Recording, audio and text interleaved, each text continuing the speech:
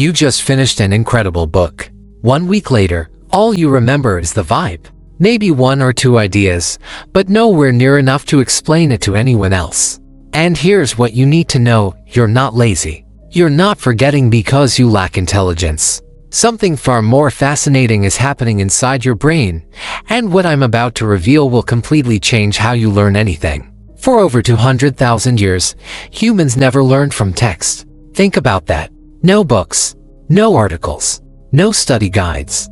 So, how did we survive? We learned through movement, emotion, and threat. 100,000 of years ago didn't memorize lists. He remembered scenes. Your brain evolved to remember where the food was hidden, who betrayed you, and which animal almost ripped you apart. Scientists discovered that your hippocampus, the memory center of your brain, is literally a navigation system. It thrives on context, motion, and emotion.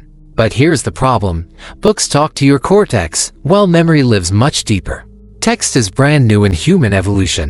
Your brain still treats it like background noise, unless you translate it into something it actually understands. Most people think remembering means repetition. Read it again. Highlight more sentences. Summarize harder. Write longer notes.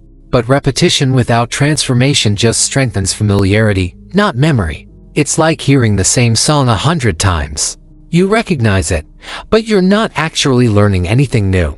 Psychologist Alan Pavio showed something simple but powerful. Your brain has two main memory channels: verbal, which processes words, and visual, which processes images. When you read the word table, only one channel activates. But when you see a table in your mind, both channels fire up simultaneously. Two channels equals to retrieval paths. That's why diagrams beat paragraphs every single time. That's why you remember slides better than textbooks. This isn't some modern productivity hack. 2,500 years ago, a Greek poet named Simonides survived a disaster. A banquet hall collapsed. Bodies were completely unrecognizable, but he identified everyone not by their faces, but by where they had been sitting. That moment revealed something crucial that scientists are still studying today. Memory is spatial. Memory is visual. This became the method of loci, still used by memory champions across the world. Here's why your traditional notes fail. They stay in the exact same format as the book. Text, text, more text. No translation happens. Good learning always includes a format change. Text becomes an image. Idea becomes metaphor. The concept becomes a story. If the format doesn't change, your brain assumes nothing important happened. It files it away as noise. I used to read constantly, highlight everything, and take detailed notes. Weeks later, I could recognize ideas if someone mentioned them, but I struggled to reconstruct anything on my own. Then I read Moonwalking with Einstein by Joshua Foer. Foer wasn't gifted. He was a regular journalist who trained his brain to work with its nature, not against it. One line changed everything for me. Our brains don't remember information. They remember experiences.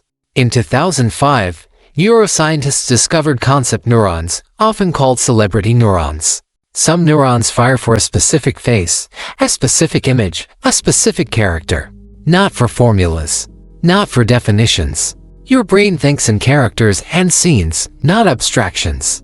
That's why the phrase inflation is rising is instantly forgettable. But a giant balloon stealing food from your dinner table, that image burns into your memory like fire. Here's how to read without wasting your effort. Step 1. Meaning extraction. After finishing a section, write one simple sentence. If I had to teach this to my younger sibling, I'd say, keep it simple, keep it clear. Step 2. Image plus action. Not a static image. Movement matters. Memory loves motion. If you're learning about gravity, don't picture an apple sitting there. Picture it falling, bouncing, rolling across the ground.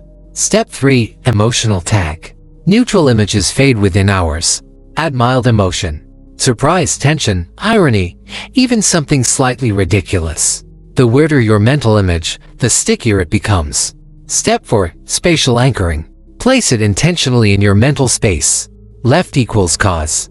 Right equals effect. Higher equals abstract concepts. Lower equals concrete examples.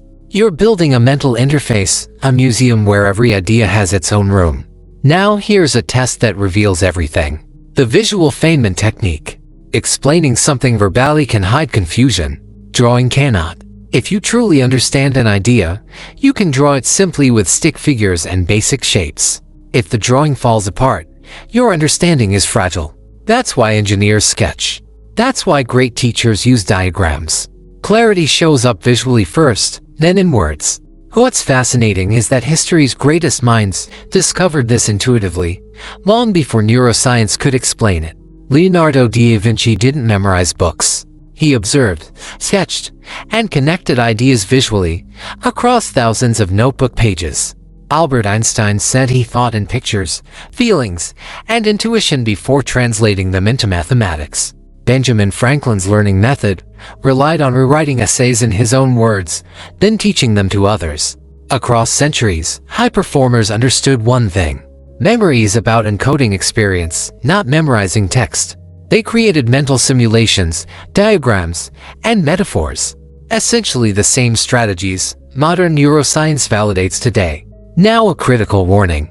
AI makes thinking optional, and that's dangerous for memory.